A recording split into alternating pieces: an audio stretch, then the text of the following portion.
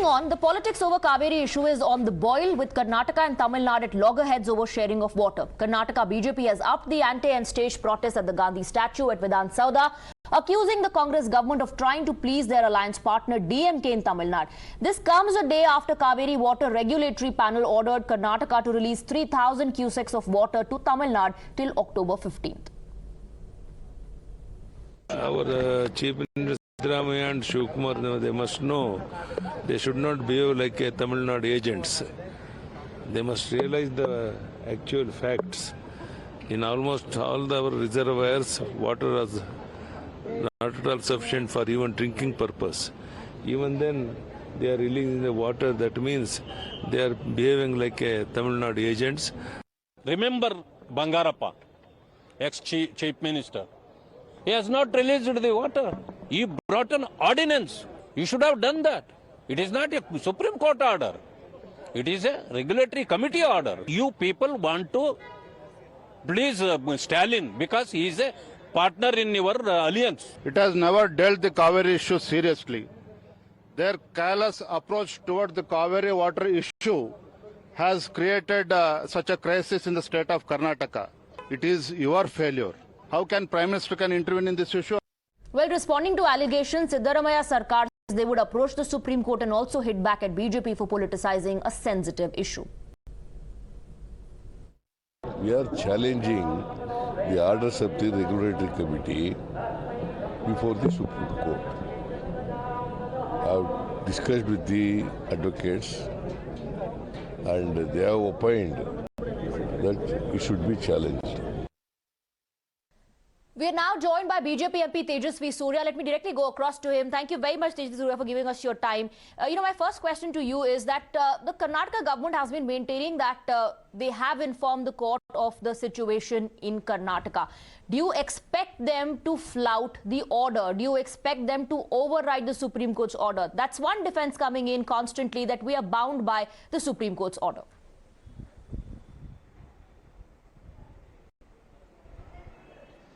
Madam, the state government, irrespective of the political complexion, has always complied with the orders of the authorities, whether it is CWMA or the Supreme Court. This has always been the state's stand. Even though we have suffered adverse orders, the state has always respected the stand of the authorities and has complied with it. But unfortunately, even this time, the Cauvery Water Management Authority, which is supposed to be an expert body, is passing one unreasonable order after another without due regard to the factual matrix, without due regard to the ground reality of the situation in Karnataka. Let me take a minute to highlight to you the seriousness of the case. In almost 5 decades, this is the steepest decline in rainfall that the state has seen in this year. About 60% deficit in rainfall. Out of 34 taluks in the Cauvery water basin, 32 are declared as severely drought hit. The projected water requirement for the state for the end of the water year is about 106 TMC. The state in its reservoirs today has only 50 TMC of water. Karnataka primarily receives water because of the southwest monsoons, which have completely failed, and the southwest monsoons have already exhausted and withdrawn.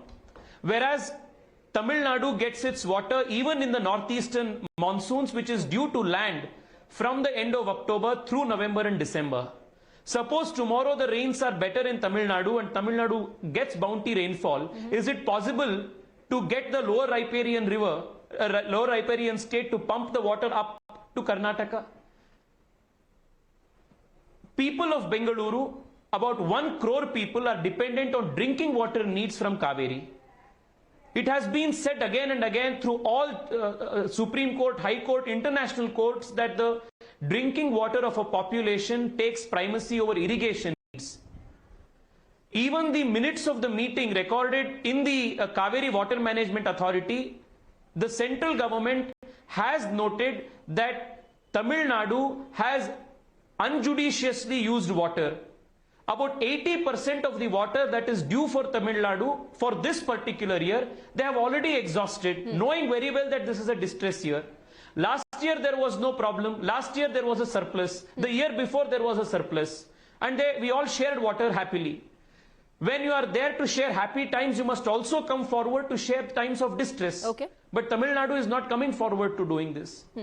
The anger is that despite all of these facts being the position on the ground, the state government is not effectively making its argument before the Cauvery Water Management Authority and is repeatedly suffering adverse orders. Question is, who should be held accountable? Karnataka government says we have apprised the committee, the authority of the situation. They've, despite all of that, asked us to go ahead and release water.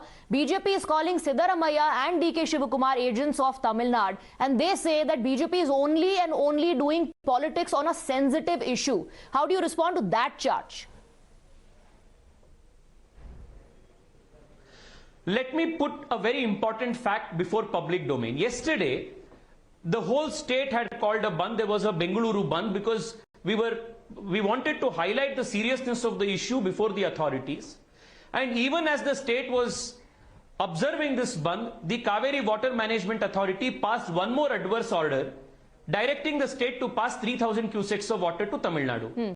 And what was the reaction of the Deputy Chief Minister? The Deputy Chief Minister said yesterday that he is satisfied with this award. He is very happy with the outcome of the court proceedings, the CWMA proceedings, and that he is happy to release the award, release the water. The lawyers who are arguing before CWMA are straining every bit to convince the authorities there of the factual matrix, apprising of the grim reality, and the Deputy Chief Minister, in an attempt to appease their Indie Alliance partner, the DMK government in this case, is saying that we are happy with this order. And today the Chief Minister says, I am dissatisfied and we want to go to appeal in the Supreme Court. So if your legal strategy is this kind, if your political strategy is of this nature, what justice can we expect? What victory can we expect, whether before CWMA or the Supreme Court? We are saying that this is the reality of water is grim. Our reservoir levels are coming down each day. We are not in a position to release any water, and Tamil Nadu is anyway going to get rains in the next 15-20 days. This is our position, and we suffer an adverse order, and the Deputy Chief Minister welcomes it. So I will only say this, that the Chief Minister and the Deputy Chief Minister are more focused on a political management with their DMK ally than water management in the interest of the state and the city of Bengaluru. Mr. Surya, now, in Karnataka, you of course are blaming the Sidda Sarkara there. Question pointedly, who is accountable? It is a state government that is primarily accountable. Right. So in Karnataka, you are accusing the state government of catering to the Indie ally. You're of course questioning the Congress government over there. In Tamil Nadu, Mr. Annamalai says DMK is not doing enough to get water from Karnataka. So who is right in this situation? Let the CWMA, which is the expert body constituted under the statute, decide this. I have put the facts before you. I have told you what is the reality here. In more than 50-60 years, we have received the lowest amount of rainfall. 32 of our taluks in the Cauvery basin is drought hit.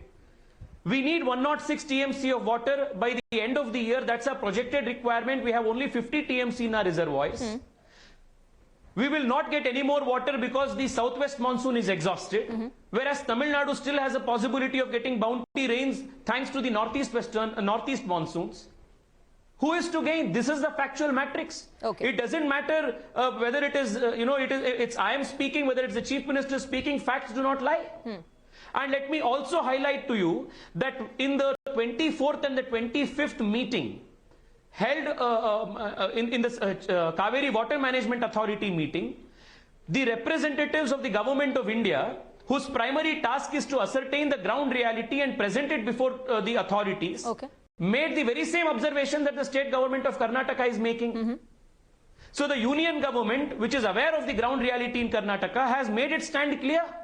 And they have very clearly taken the position that the reservoirs levels in Karnataka is depleting fast. Karnataka needs to conserve its water. They have also made it a point to note that the state of Tamil Nadu must judiciously use their water. This is the position of the central government. You know, but how will this impasse What we are asking is water for drinking water. Okay. What Tamil Nadu is asking, madam, 1 second. What Tamil Nadu is asking is irrigation for their third crop. And please, let me tell you, let us not make this a Tamil Nadu versus Karnataka type of an argument, because it is not going to do well for anybody. If the Chief Minister of Karnataka is serious about solving this issue, he must call upon his DMK counterpart, leverage the political capital of the India alliance, and instead of doing power politics and petty politicking around this issue, convince him to stop making unreasonable demands, convince him to give no objection to the Mekedatu project, which is going to have mutual benefit to both the states and is going to be a very important factor in a long-term solution to this recurring problem.